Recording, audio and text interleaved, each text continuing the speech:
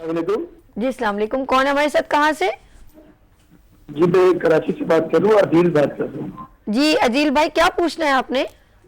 जी जी, ये मैंने अपनी वाइफ से पूछना था कि ये मेरी मेरी वाइफ को पट्टों की जो दर्द है, उन्हीं के हवाले से पूछना था मैंने।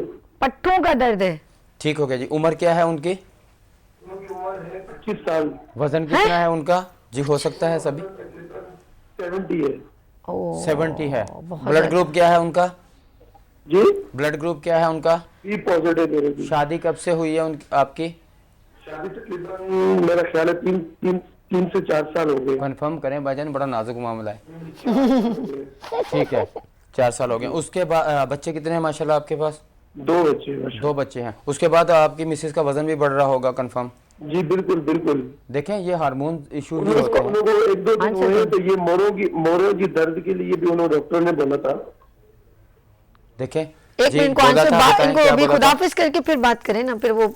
अच्छा जी, बहुत शुक्रिया आपने कॉल किया। अभी आंसर दीजिएगा अच्छा जी, डॉक्टर इसका जी भी जी। पेंडिंग में है, आपका भी जी। आंसर हम देते हैं। One अच्छा, by one। बात चल रही थी कि मिजाजों के औरत का असली मिजाज जो होता है, जो अल्लाह तबारक व तआला ने फाइनल किया है, वो हमेशा अगर गर्म खुश्क मिजाज में रहेगी वो तंदुरुस्त रहेगी।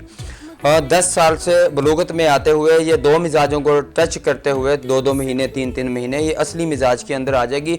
इस दौरान के अंदर अगर ये खुश्क सर्द मिजाज में रुकती है या खुश्क गर्म मिजाज में रुक जाती है तो इसमें बीमारियां आने लगेंगी। इसके खुदोखार जो निस्वानी होते हैं, बच्चों का औरतों का अल्लाह पाक ने निस्वानी हुस्न बनाया है, इसके साथ जो उनके बाल के जहाँ जहाँ आने चाहिए कुदरती तौर के ऊपर, उसके अलावा अगर जिस्म के ऊपर फालतू बाल आ रहे हैं, ये भी हार्मोन्स की खराबी है। इस बलूगत के दौर के अंदर 10 साल से यहाँ तक माओं को बहुत ख्याल रखना चाहिए बच्चियों का। फास्ट फूड की किसी भी तरफ ज़्यादा नहीं जाने दें। फास्ट फूड ज़्यादा लेती हैं बच्ची। एक सबसे बड़ा आजकल जो प्रॉब्लम मुआशरे में फैला हुआ है, मैं किसी कंपनी के खिलाफ नहीं हूँ, लेकिन खुदारा अगर आप कभी किसी प्रोडक्ट को तैयार करते हो उसके अंदर आप ख्याल रखो कि आप इंसानी जो सेहत है कितना बिगाड़ रहे हो उसको।